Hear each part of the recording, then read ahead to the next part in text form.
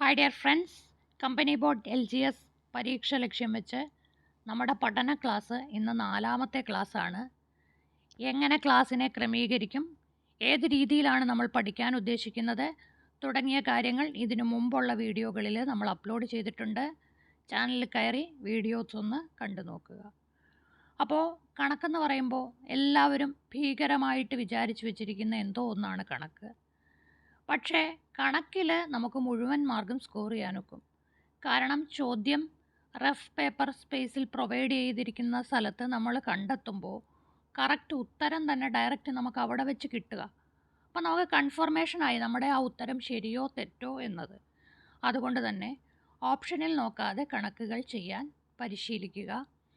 Video നമ്മൾ upload ചെയ്യുമ്പോൾ നിങ്ങൾ ആ വീഡിയോ കാണുമ്പോൾ ഒരു തവണ ശ്രദ്ധയോടെ കണ്ടിരുന്ന ശേഷം ഒരു ബുക്കിലോ പേപ്പറിലോ ഈ കണക്കുകൾ ചെയ്ത് നോക്കാൻ ശ്രമിക്കുക. കണക്ക് മുഴുവൻ മാർക്കും വാങ്ങിക്കാൻ മുൻവർഷ ചോദ്യങ്ങളെ ആസ്പദമാക്കി അല്ലെങ്കിൽ അതുമായിട്ട് ബന്ധപ്പെട്ടുള്ള കണക്കുകൾ ചെയ്യേണ്ട രീതി ഇവ മനസ്സിലാക്കിയാൽ മതി. LGS സിലബസിന് ഏറ്റവും സിമ്പിൾ കണക്കുകളാണ് ചോദിക്കുന്നത്. നമ്മുടെ തൊഴിൽ പ്രസിദ്ധീകരണങ്ങൾ, പ്രത്യേകിച്ച് PSC ബുള്ളറ്റിനിൽ തന്നെ കണക്കിൻ്റെ എക്സ്പ്ലനേഷനൊക്കെ വളരെ ഭംഗിയായിട്ട് കൊടുത്തിട്ടുണ്ട്. ആ ഒരു രീതിയിൽ LGSന് ചോദിക്കുന്ന ഒരു 10 കണക്ക് നമുക്ക് ഈ വീഡിയോയിലൂടെ പഠിക്കാം.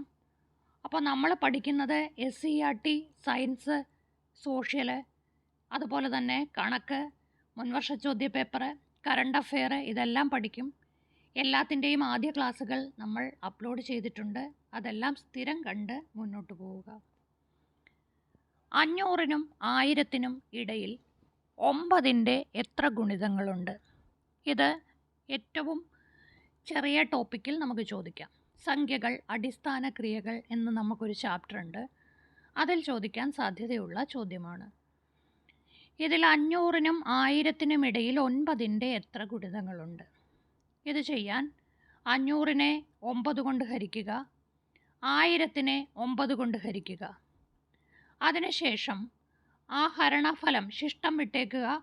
ഹരണഫലങ്ങൾ തമ്മിൽ വ്യത്യാസം കാണുക. 500നെ 9 കൊണ്ട് ഹരിച്ചപ്പോൾ 55 കിട്ടി. ശിഷ്ടം നമുക്ക് ഒഴിവാക്കാം. 1000നെ 9 കൊണ്ട് ഹരിച്ചപ്പോൾ 111 കിട്ടി. രണ്ടും തമ്മിലുള്ള വ്യത്യാസം 56.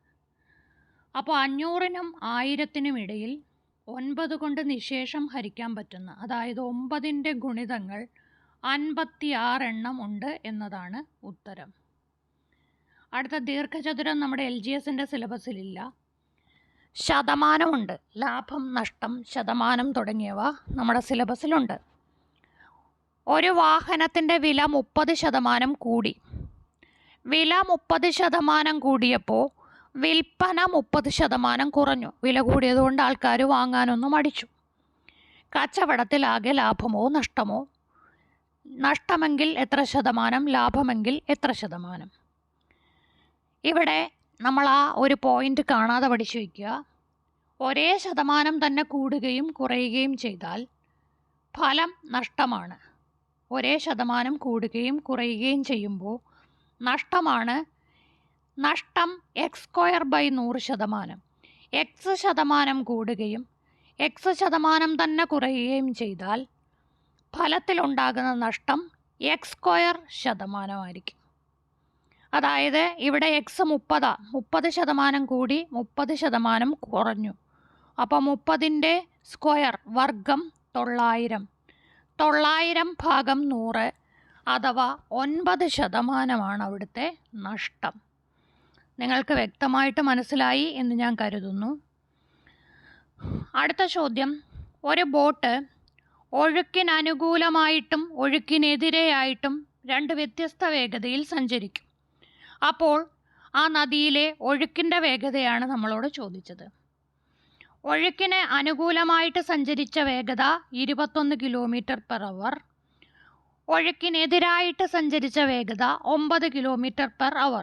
ഒഴുക്കിനെതിരെ സഞ്ചരിക്കുമ്പോൾ സ്വാഭാവികമായിട്ടും വേഗത കുറയും.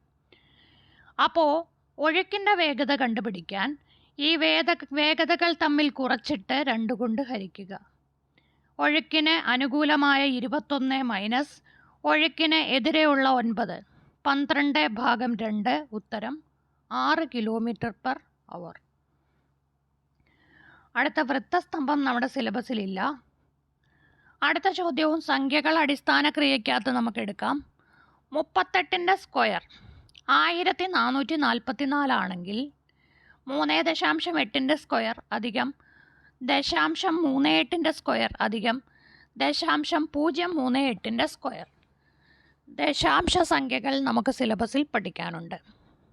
ചോദ്യത്തിൽ 1 ദശാംശമാണെങ്കിൽ അതിൻ്റെ വർഗത്തിൽ 2 ദശാംശം, ചോദ്യത്തിൽ 2 ദശാംശമാണെങ്കിൽ വർഗത്തിൽ 4 ദശാംശം, ചോദ്യത്തിൽ 3 ദശാംശമാണെങ്കിൽ വർഗത്തിൽ 6 ദശാംശം. എത്ര ദശാംശം സംഖ്യയിലുണ്ടോ അതിൻ്റെ ഇരട്ടി ദശാംശം അതിൻ്റെ വർഗത്തിൽ ഉത്തരത്തിൽ കാണും. ഇവിടെ 3.8 1 ദശാംശ സ്ഥാനം, അപ്പോൾ വർഗത്തിൽ 2 വേണം. 14.44. അടുത്തത് 0.38, ചോദ്യത്തിൽ 2 ദശാംശം, ഉത്തരത്തിൽ 4 ദശാംശം വേണം. 0.1444. അടുത്തത് 0.038, ചോദ്യത്തിൽ 3, ഉത്തരത്തിൽ 6 ദശാംശ സ്ഥാനം വേണം. അതുകൊണ്ട് 0.001444. ഇനി എല്ലാം എഴുതി നേരെ കൂട്ടുമ്പോൾ ഉത്തരം 14.5858 എന്ന് കിട്ടും. നല്ല ചോദ്യമാണ്, കേട്ടിരുന്നാൽ പോരാ, ചോദ്യം ബുക്കിലെഴുതി ഉത്തരം തന്നെ ചെയ്ത് നോക്കുക. ഒരു തീവണ്ടിയുടെ നീളം 300 കിലോമീറ്റർ 300 മീറ്റർ. എൻ്റെ ശബ്ദത്തിന് ഇടയ്ക്ക് ഇത്തിരി പ്രശ്നം ഉണ്ടാവും, അത് നിങ്ങൾ അഡ്ജസ്റ്റ് ചെയ്യുക. ഈ തീവണ്ടി 54 km/h വേഗതയിൽ ഓടുമ്പോൾ വഴിയിലെ വിളക്ക് കാലിനെ മറികടക്കാൻ എടുക്കുന്ന സമയം. വിളക്ക് കാലിന് ദൂരമൊന്നും നോക്കണ്ട, അതുകൊണ്ട് തീവണ്ടിയുടെ ദൂരമായിരിക്കും വിളക്ക് കാലിനെ മറികടക്കാൻ എടുക്കുന്ന ദൂരം. അപ്പോൾ സമയമാണ് നമുക്ക് കണ്ടെത്തേണ്ടത്. സമയം സമം ദൂരം ഭാഗം വേഗത. ദൂരം 300 മീറ്റർ ആണ്, കാരണം വിളക്കുകാലായതുകൊണ്ട് ട്രെയിനിൻ്റെ നീളം തന്നെയാണ് ദൂരം. അടുത്തത് വേഗത. ദൂരം മീറ്ററിൽ തന്നാൽ വേഗതയും മീറ്ററിലാക്കണം.